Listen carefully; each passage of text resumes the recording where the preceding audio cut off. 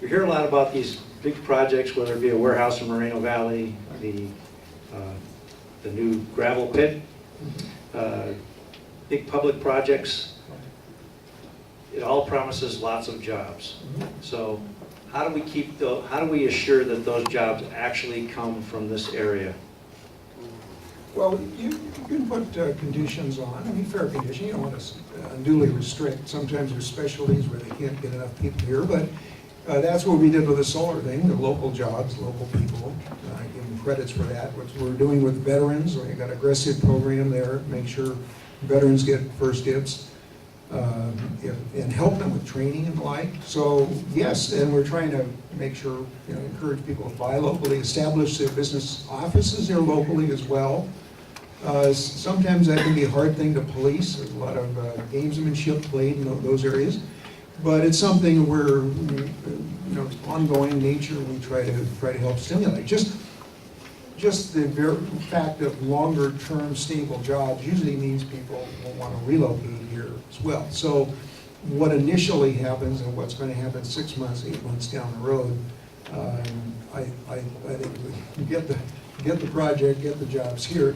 I think the people are going to follow, particularly the fact we still enjoy this great differential in housing costs with all other counties except for San Bernardino. I mean, the inland area really has this terrific advantage, particularly for young people who are going to have a much tougher time in the future.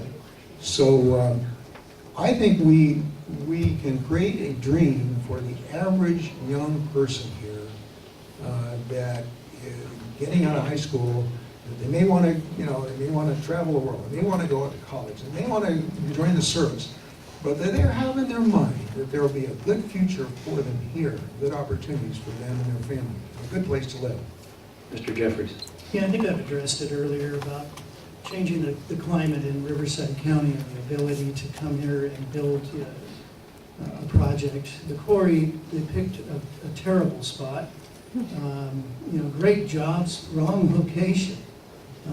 If we had a proactive county, the minute that we had the conflicts identified in whether they were environmental or sacred sites for the tribes, we should have jumped in and tried to find another suitable site for that quarry that wasn't going to have the negative impacts.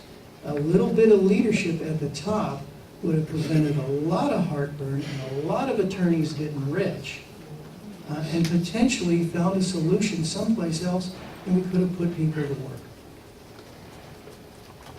Mr. Buster. Well, there is an alternative. There are alternatives. There's Rosemary Mountain, which is San Diego County, northern, which is open now, which they didn't take into account. And as I hastily explained earlier, our existing mines in the Temescal Valley are submitting permits to begin mining between the pits. And there's a huge amount of material in these wedge areas between the pits and adjacent to the pits without really causing any particular problem. So there's great reserves here in our area still of aggregate. And even the San Diego County, if you look at an independent study that they did, they found there are plenty of reserves for their needs in the future without Liberty Quarry. So find an alternative. Maybe Mr. Jeffries can point one out for that size pit, that deep, with that much rock, taking that many trucks a day. Find that alternative somewhere else in Riverside County. I dare you. Okay, Mr. Jeffries. Upon the supervisor's retirement, I'll make that one of my priorities.